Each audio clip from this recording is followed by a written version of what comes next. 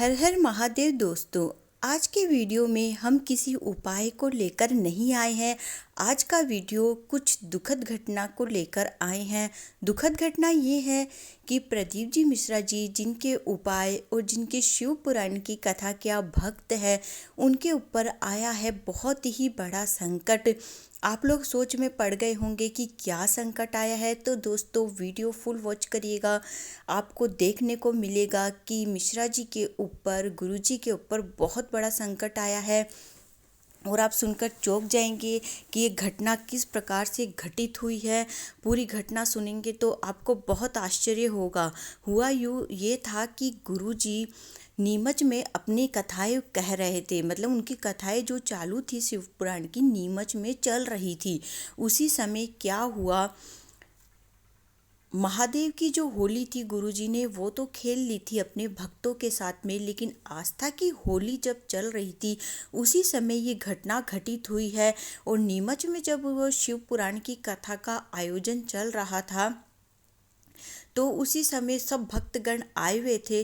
तो गुरुजी उस समय जब वहाँ पहुँचे तो वो व्यासपीठ पर नहीं बैठे, तो लोगों को बड़ा आश्चर्य हुआ। गुरुजी ने सबसे माफ़ी मांगी, वे वहाँ आए और उनसे सबसे क्षमा याचना करते हुए उन्होंने समझाया कि आज हम कथा नहीं कह पाएंगे। तो भक्तगण भी बड़े आश्चर्य में थे, पूरा पंडाल भरा हुआ था और गुरुजी अचानक से कथा नहीं कहने का ऐलान किए, आकर बताए तो आखिर में घटना क्या थी, क्या हुआ था ऐसा गुरुजी के साथ में, क्या घटना हुई है कि वह अब कथाएं नहीं कहेंगे, कितने टाइम तक नहीं कहेंगे, ये सस्पेंस बना हुआ है। ऐसा हुआ था, गुरुजी जब आस्था की होली खेल रहे थे उस समय क्या हुआ, एक नारियल था वो अचानक से गुरुजी के सिर पे आके टकराया, जिससे गुरुजी को थोड़ी चोट आई। मतलब चोट ऐसी नहीं थी कि जो दिखाई दे रही थी, गुरुजी को हल्का सा दर्द भी हुआ, लेकिन उन्होंने उस समय उसको अनदेखा कर दिया कि हो सकता है ऐसे ही कुछ लगा होगा, थोड़ी सी लगी है तो कोई दिक्कत वाली बात नहीं है। उन्होंने पूरी होली का आनंद लिया, हर्षोल्लास से पूरा आस्था की होली उन्होंने भक्तगण के साथ मनाई, सब कुछ किया। उसके बाद क्या हुआ, गुरुजी को अचानक बाद में जाके थोड़ा दर्द होने लगा। तो उन्होंने सोचा कि ये दर्द अचानक से बढ़ कैसे रहा है, कुछ दिखाई भी नहीं दे रहा है। तो वो जाके डॉक्टर को दिखाए। जब उन्होंने डॉक्टर को दिखाया तो डॉक्टर ने कहा कि आपके सिर के बाहरी हिस्से में चोट का कुछ नहीं दिखाई दे रहा है, लेकिन आपका जो अंदरूनी हिस्सा है उसमें नस में आपको गंभीर चोट आई है और अभी आपको रेस्ट करना पड़ेगा। तो गुरुजी को मजबूरन अब रेस्ट करना ही पड़ेगा। गुरुजी नहीं चाहते रेस्ट करना, लेकिन अभी उनको डॉक्टर ने क्लियर मना किया है कि वह किसी भी प्रकार का प्रेशर अपने दिमाग में न डाले। तो दोस्तों आप ही बताइए, गुरुजी अगर कथा इस समय पे सुनाएंगे या बोलेंगे तो उनके मतलब मस्तिष्क पे कितना गलत असर पड़ेगा। तो ऐसे में सभी भक्तगण हम लोग यही चाहते हैं गुरुजी कि आप आराम करिए, आपको जब तक आराम करना आप आराम करिए, और जब आप बिल्कुल स्वस्थ हो जाएंगे उसके बाद ही आप कथा कहिए, क्योंकि आपका स्वस्थ होना हमारे लिए बहुत ही ज़्यादा ज़रूरी है। क्योंकि आपके उपायों से आपने बहुत लोगों का उद्धार किया है, बहुत लोग आपके भक्त हैं। दोस्तों आप भी यदि गुरुजी के सच्चे भक्त हैं, उनसे शिव पुराण की कथा सुनते हैं, या आप शंकर भगवान के, शिवजी भगवान के सच्चे भक्त हैं, तो आप गुरु जी के लिए ज़रूर प्रार्थना करिएगा कि उनका स्वास्थ्य जल्दी से जल्दी ठीक हो जाए और वह स्वस्थ होके फिर से हमें कथाएं सुनाना प्रारंभ कर दे। अभी हाल फिलहाल गुरु जी आराम कर रहे हैं दोस्तों, क्योंकि उनको अब जो गंभीर चोट आई है उसमें पता नहीं है उनको कितने दिन तक रेस्ट करना पड़ेगा। जब तक डॉक्टर उनको नहीं बोलेंगे कथाएं कहने के लिए तो वह कथाएं नहीं कह सकते।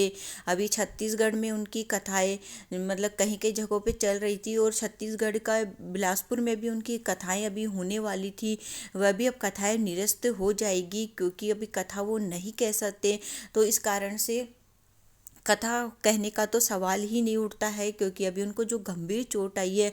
अब दोस्तों देखना ये है कि वो चोट कब तक ठीक होती है।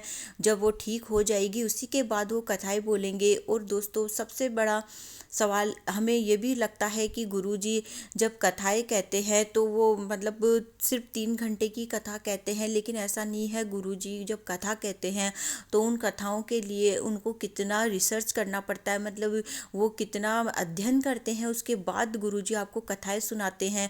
कितनी मेहनत करनी पड़ती है, उनको कितना ज्ञान इधर उधर से लेके फिर हमको सुनाते हैं, बताते हैं, जानकारी देते हैं। तो उनको भी कितना प्रयास करना पड़ता होगा, जानकारी लेनी पड़ती होगी, शिव पुराण की कथाओं को टटोलना पड़ता है। वो कितनी मेहनत करते हैं, दिन भर लगे रहते हैं, अपने शरीर को बिल्कुल भी आराम नहीं देते हैं।